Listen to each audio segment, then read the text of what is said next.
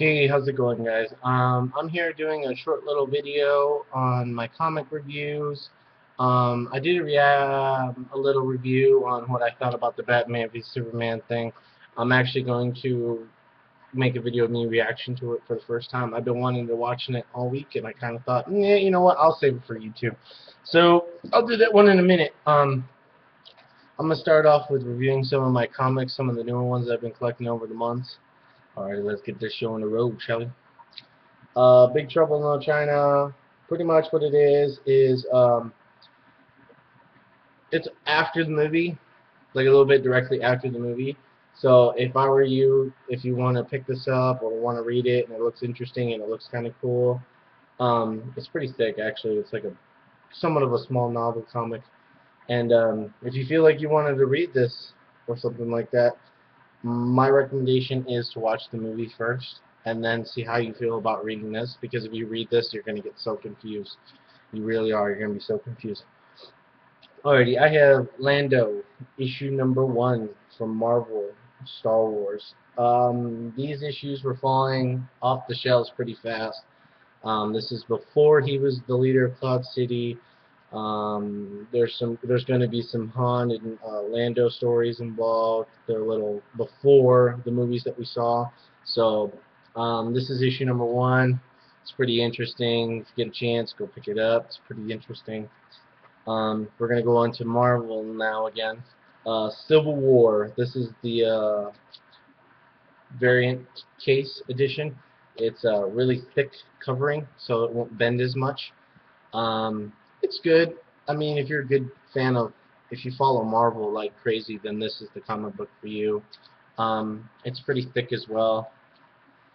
Let's see, it's pretty thick. It's pretty thick for a comic book. It's pretty thick. Um, it's a fun edition. This is issue number 1 as well. But like I said, I'm not a huge fan of Marvel. It's hard to get into the Marvel stories, but I enjoyed reading this. I enjoyed the thick covering of it, the good quality of it. Anyways, on to this one. We'll go into my DC now. Batman and Superman. Um, this is issue number 21. What can I say? All DC can't make good comic books, but this is not the greatest comic book.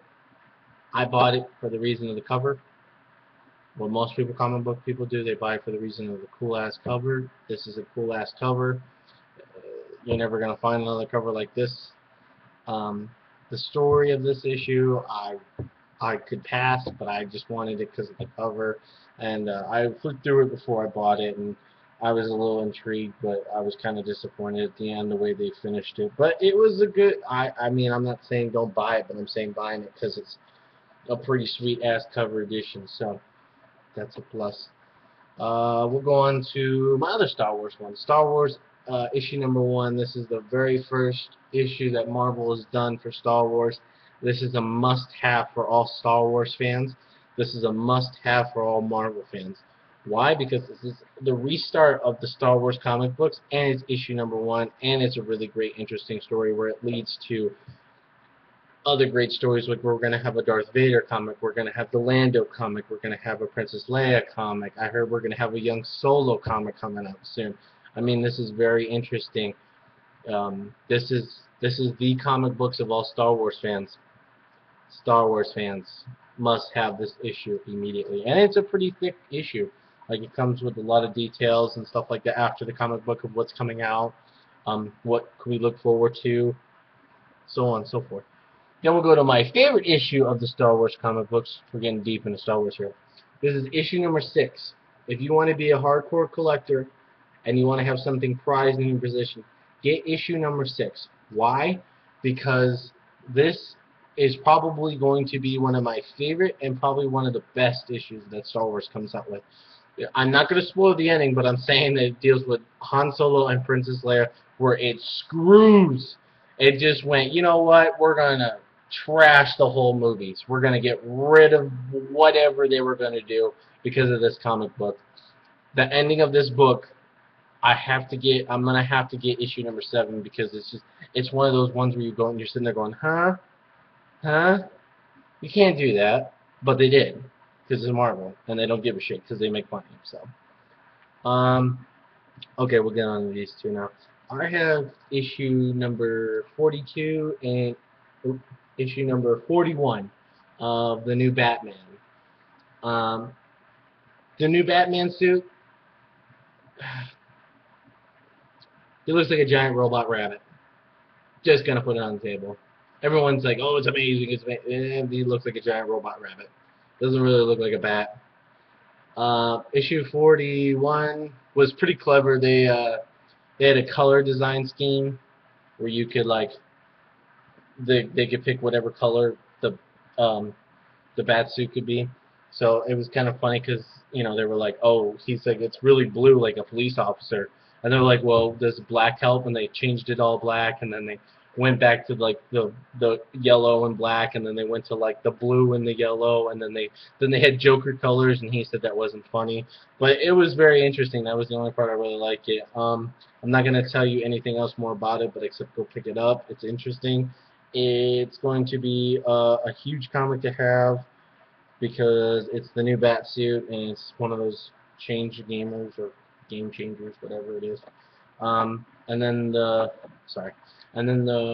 42s right after it. It's where he meets Superman for the first time, and another hidden secret that we're going to find out later on.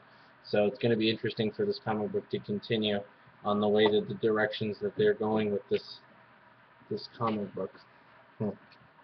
Okay, these are front to back, so I'll do both of them at the same time. I have Suicide Squad, issue number 1, the new 52 era.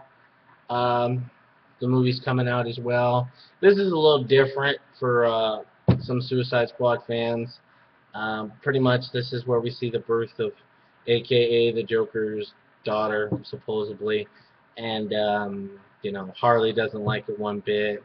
And, because she says that the Joker gave her more love than Harley did, and Harley. And yeah, it's a very interesting twist at the end to see, like you could see on the cover of, okay, so who's the good guy and who's the bad guys of this group now. After that, the issues get kind of out there, confusing. But yeah, it's a fun issue to have, and it's a sweet ass cover as well. It's the other reason why I bought it, because it's a sweet ass cover. And then I have the new 52 Future Eras covers, which I would want to pull out because it's amazing. And pretty much what it is a Suicide Squad, but it's 3D covered as well. And this is a little more on the fantasy side of the Suicide Squad. They had to come up with something new. Harley Quinn's like a freaking Jack Behemoth. Yes, I said that, a Jack Behemoth, because she is. But other than that, I might have to go out and look for the new 52 eras, and I hope they keep doing this because that cover, the covers on them are just awesome. I have a couple more in here as well that are pretty sweet. Some of my really, really old comics that are really kind of destroyed, but I got them at a really cheap price. The Swamp Thing, another DC era horror comic, because I heard that DC was trying to get their horror comics up, and I feel that the Swamp Thing needs to get out there. I have issue number 3 and issue number 4. 1 and 2 are pretty unique to have, and they're very hard to find, but I have 3 and 4 right here. 20 cents. What a world we would have been in if comics were still 20 cents. I'd be broke. Okay, so we'll get on to more of the new 52 eras. I have a couple more. The Flash. The story's okay. It's not that great. But the comic strip cover is pretty amazing. But other than that, the comic is decent. It wasn't the greatest Flash comic book that I've read. The Batman issue, pretty sweet ass cover. The only problem I have with this Batman issue is that it's more him having an old side and trying to reclaim his youth. It's pretty boring. And so that's the only problem I have with it. I mean, other than that, the story's okay. It's like him going to LexCorp and trying to find something, and they don't tell you to the very end, and I don't want to give it away. And then this one is interesting. I'm not a huge Superman fan, but this comic book was awesome. Pretty much what it is that nobody knows where Superman is. Superman's in hiding, and that follows up with this one that I have next. But nobody knows who it is, and then there's like this mysterious man with a mask saving everybody with the Superman suit, and they don't. It's not Superman. Lois Lane finds out that it's not Superman, but she has to find out who it is and tell him where's Superman and why is he doing this. I won't pull this one out because it's got a lot of sticky tape. But I have the Batman and Superman one. It's pretty much a fight. Pretty much what it is Batman trying to find Superman because he finds out about this person with the mask, and he's trying to find Superman. And yeah, there's a lot of problems going on in DC World at this time, I guess, for Superman. Then we'll go back to Marvel. The only Marvel comic book that's good, and it's freaking huge. Look how thick this thing is. This is a comic book. This is the Death of Deadpool 250. Nobody dies in Marvel, but you always have to buy the deaths because it's very interesting, and they're always funny, especially Deadpool's death. It's probably the greatest. We get to see pretty much every Marvel hero villain that talks so much shit about Deadpool at the end, and then you get Howard the Duck at the end. Yes, Howard the Duck.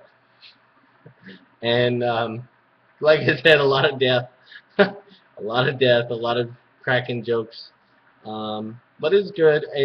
It's a fun comic book for me to have and to go back to once in a while. I'm gonna go to The Outcast.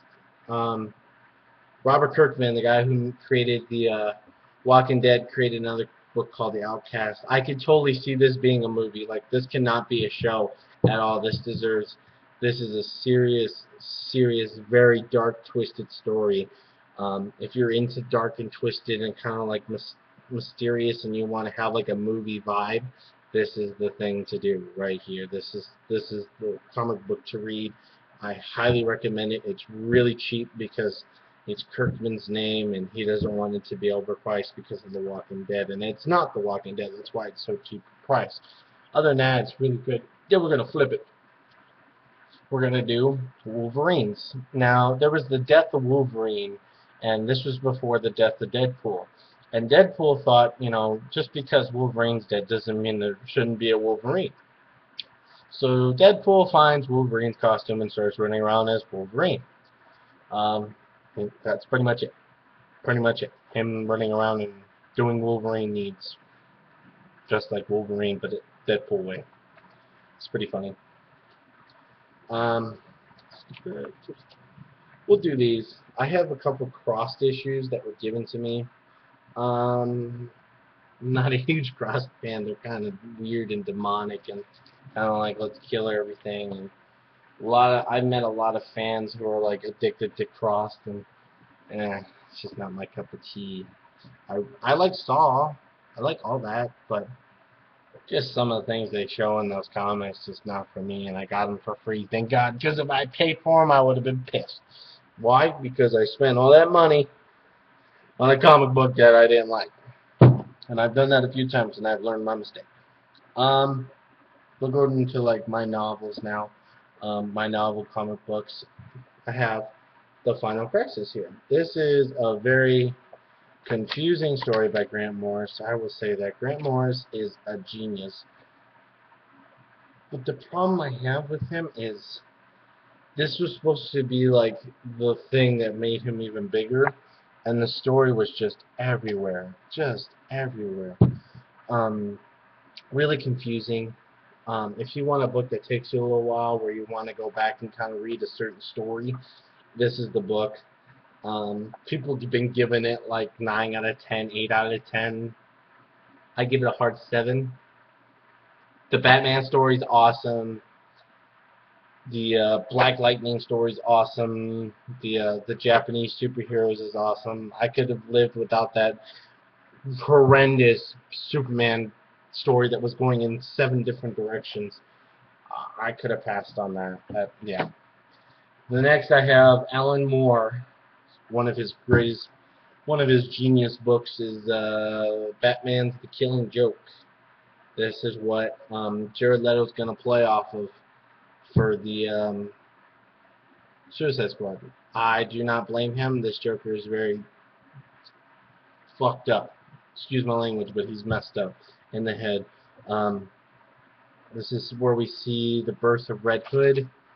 This is the birth of pretty much the Joker on vacation mode, and yeah, it's a pretty good book. I would give this an 8 out of 10, and I'm very picky about my 9s and 10s. They need to get me to read over and over again. And then I have over here another Alan Moore's book. I have The Watchmen. Sorry about that, my phone just went off. But I have The Watchmen. This is a book that you will sit here for maybe a couple days if you're a slow reader. If you want to read these individual, see if I can find it. After every chapter, they give you like a couple pages of like newspaper or novel parts, and you could read them if you want. I read them. They're all interesting, but it has that type of old comic book paper. Yeah, this is a really good book. I give Alan Moore a lot of props for this. The movie was, I swear, I could sit here, read this book, and it would be the same exact thing as the movie. That's why the movie had problems, because most fans were so disappointed because it was the same thing. Throw something different, a curveball. The same people died. The same. I could quote that whole beginning scene of Rorschach within the pages of this book. I don't need to see a script. I can just read this. I already know. Then my most prized possession. I have the 75th anniversary of the Batman, which comes with 3 very unique books. I have The Dark Knight Returns, The Court of Owls, and Hush. 2 out of 3 are amazing. Court of Owls and Hush. I could have just The Dark Knight Returns was just boring. Boring. And it was Frank Miller. It was boring. It was a huge disappointment coming off The Dark Knight. The Dark Knight, I've read that comic book and fell in love with that comic book. But when you read The Dark Knight Returns, it's just god awful. God awful. Anyways, those are my favorites out of that book. I recommend to read both of them. They're pretty good. Yeah, that's about it. So shoot me a comment. Like, subscribe. Shoot me a comment. Let me know what you like to see, what you like to see more. I'll talk about it more. How do I feel about the comics? Just leave me a comment. Let me know. Okay, guys? You guys have an awesome day. Thank you.